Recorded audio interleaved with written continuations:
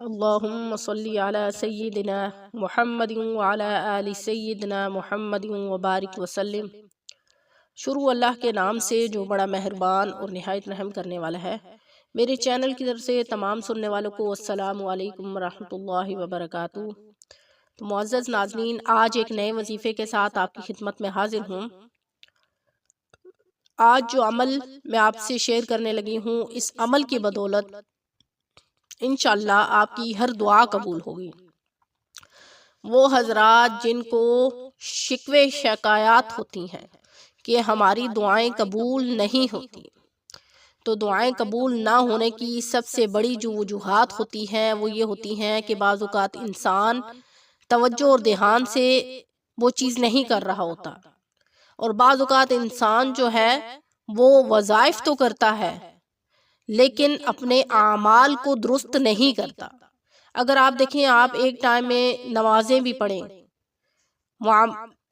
ایک ٹائم میں آپ نمازیں بھی پڑھیں اور دوسرے ٹائم میں آپ کیا کریں کہ دوسروں کی دل آزاریاں کریں، سارا دن گناہوں میں گزاریں، اور پھر آپ کہیں کہ آپ کی دعا قبول ہو جائے گی، ایسا نہیں۔ کیونکہ اللہ تعالیٰ نے انسان پر حقوق العباد فرض کیے ہیں جیسے حقوق اللہ فرض کیے ہیں۔ تو آج کل کے فتنے کے اس دور میں ہر شخص جو ہے وہ ایک دوسرے سے، ایک پہلی بات تو ہے، حسد کرتا ہے، اور بعض اوقات ہمارے جو دنیاوی معاملات ہوتے ہیں اپنے اڑوس پڑوس کے ساتھ، اپنے قریبی رشتہ داروں کے ساتھ، وہ ٹھیک نہیں ہوتے، اور اس پر بھی اللہ کی پکڑ ہوتی ہے۔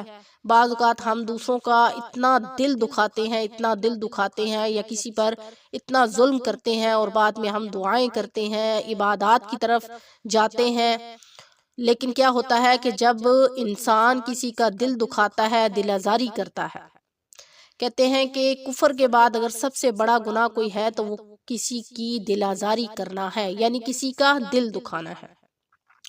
تو کوشش کیا کریں کہ حقوق اللہ ادا کرنے کے ساتھ ساتھ حقوق العباد پر بھی غور و فکر کیا کریں، کیونکہ حقوق العباد بندوں کے معاف کیے کے بغیر اللہ بھی معاف نہیں کرتا۔ تو کوشش کیا کریں کہ جو اللہ اور اس کے رسول نے احکامات بتائے ہیں اس کو بجا لانے کی کوشش کیا کریں، کیونکہ فتنے کی اس دور میں کوشش کرنا اللہ کو بہت پسند ہے۔ اگر کوئی انسان اپنے آپ کو گناہوں سے بچانے کی کوشش میں لگا رہتا ہے، اپنے اعمال کو درست کرنے کی کوشش میں لگا رہتا ہے، حتیٰ کہ اس کو موت آ جاتی ہے تو اللہ کے ہاں اس کی بخشش ہو جاتی ہے۔ تو کوشش کیا کریں کہ اپنے حقوق اللہ کے ساتھ، یعنی عبادات پوری کرنے کے ساتھ حقوق العباد بھی اچھے طریقے سے ادا کریں، تاکہ اللہ جو ہے وہ خوش ہو جائے۔ تو بعض اوقات انسان جو ہے وہ مسلسل دعائیں کرتا رہتا ہے لیکن اس کی دعا قبول نہیں ہوتی۔ تو اس وجہ سے اگر دعا قبول نہیں ہوتی تو اس کی بہت ساری وجوہات ہو سکتی ہیں۔ ایک تو یہ ہے کہ بعض اوقات انسان کوئی عمل دل کے ساتھ نہیں کرتا، تو توجہ کے ساتھ نہیں کرتا، بس زبان سے رٹا لگا لیتا ہے، لیکن کیا ہے کہ اس کو اسی دوڑ میں لگا رہتا ہے کہ میں کسی طریقے جو ہے میرا فلاں کام ہو جائے۔ اس کے دل میں جو ہے وہ شک ہوتا ہے، بھروسہ اور یقین کی کمی ہونے کی وجہ سے بعض اوقات انسان کی دعا قبول نہیں ہوتی۔ اور بعض اوقات ایسا ہوتا ہے کہ انسان جو ہے وہ دعا ہی نہیں کرتا، صرف عمل کر کے اٹھ جاتا ہے۔ تو بعض اوقات ایسے ہوتا ہے کہ انسان کی کوئی دعا اگر قبول نہیں ہو رہی ہوتی تو وہ اللہ اس کے حق میں کسی اور فیصلے کو چاہتے ہوتے ہیں، اس کے لیے بہتری چاہتے ہوتے ہیں، جو اس کے لیے نقصان دہ ہوتی ہے وہ چیز، اس لیے اللہ تعالیٰ اس کی دعا کو قبول نہیں کرتے۔ اور بعض اوقات ایسا ہوتا ہے کہ انسان کی دعا جو ہے وہ دیر سے قبول ہوتی ہے۔ یہ بھی اللہ کی ایک آزمائش ہوتی ہے کہ اللہ تعالیٰ اپنے بندے کو آزماتا ہے کہ کیا میرا بندہ مجھ سے دعا کرے گا، اور میں اگر اس کی دعا کو دیر سے قبول کروں گا تو کیا وہ شکوے اور شکایات کرنا بیٹھ جائے گا۔ تو یہ بھی اللہ کی طرف سے ایک امتحان ہوتا ہے، جس کی وجہ سے اللہ تعالیٰ بندے کو آزماتا ہے کہ کیا میرا بندہ میرا شکر بجا لائے گا یا میری ناشکری کرے گا۔ تو آج کا ایسا مجرب عمل ہے جو قرآن مجید کی ایک آیت پر مشتمل ہے، اور اس عمل کے کرنے سے آپ یقین جانیں کہ آپ جو بھی دعا کریں گے اللہ کے فضل و کرم سے وہ قبول ہوگی۔ کیا ہے کہ حدیث میں ہے کہ حضرت سعد بن جبیر رضی اللہ تعالیٰ عنہ فرماتے ہیں کہ مجھے قرآن مجید کی ایک ایسی آیت معلوم ہے کہ اس کو پڑھ کر آدمی جو دعا کرتا ہے وہ قبول ہوتی ہے، اور پھر انہوں نے یہ آیت مبارکہ تلاوت فرمائی۔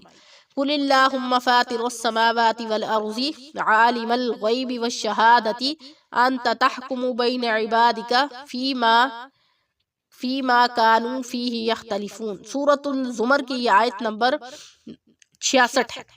اس کا ترجمہ یہ ہے کہ آپ کہتے ہیں کہ اے اللہ، آسمانوں اور زمین کے پیدا کرنے والے، چھپی اور کھلی باتوں کے جاننے والے، آپ ہی اپنے بندوں کے درمیان ان امور میں فیصلہ فرما دیں جن میں باہم وہ اختلاف کرتے تھے۔ تو جب بھی آپ دیکھیں کہ آپ بہت زیادہ مشکل میں ہیں، آپ کی کوئی دعا قبول نہیں ہو رہی، آپ بہت زیادہ پریشان ہیں مالی حالات سے یا کسی بھی حالات سے، آپ چاہتے ہیں کہ آپ کی ہر حال میں وہ حاجت پوری ہو، آپ کی دعا ہر حال میں قبول ہو۔ دعا دیکھیں انسان دنیاوی معاملات کے لیے بھی مانگتا ہے اور دینی معاملات کے لیے بھی مانگتا ہے۔ تو اگر آپ یہ چاہتے ہیں کہ آپ اللہ سے سچی محبت کرتے ہیں تو آپ دل کے ساتھ دعا کیجئے، آپ یقین جانیں کہ آپ اللہ سے تڑپ رکھے مانگیں تو اللہ تعالیٰ آپ کو ضرور عطا کرتا ہے۔ تو جب آپ یہ جو آیت مبارکہ میں نے آپ کے سامنے بیان کی ہے، اس کی ایک تصویر، قل اللہم فاطر السماوات والارض عالم الغیب والشہادۃ انت تحکم بین عبادک فیما کانوا فیہ یختلفون، اس کی ایک تصویر کرے اور اس کے بعد اپنے رب سے جھوم جھوم کے عاجزی کے ساتھ آپ دعا کریں۔ آپ اللہ سے جو بھی مانگیں گے نا وہ آپ کو عطا کرے گا، کیونکہ وہ 70 ماؤں سے زیادہ اپنے بندے سے محبت کرتا ہے۔ تو سوچیں ایک ماں کی محبت کیسی ہوتی ہے، وہاں سے آپ اندازہ لگا لیں، جب وہ 70 ماؤں سے زیادہ محبت کرنے والا ہے تو اس کی محبت کیسی ہوگی۔ آپ کبھی دیکھیں کہ ایک بچہ اپنے ماں سے اگر ضد کر کے کوئی چیز مانگتا ہے نا کہ مجھے یہ چاہیے، تو اس کی ماں بغیر کسی چیز کے ہچکچاہٹ کے اس بچے کو وہ چیز دے دیتی ہے، کیونکہ ماں کی ممتا یہ چیز گوارا ہی نہیں کرتی کہ وہ اپنے بچے کو وہ چیز نہ دے، اس کی خواہش پوری نہ کرے۔ تو دیکھیں جب آپ اپنی ماں سے مانگتے ہیں تو وہ آپ کو دے دیتی ہے، تو جب آپ اللہ سے مانگیں گے تو وہ کیا آپ کو نہیں دے گا؟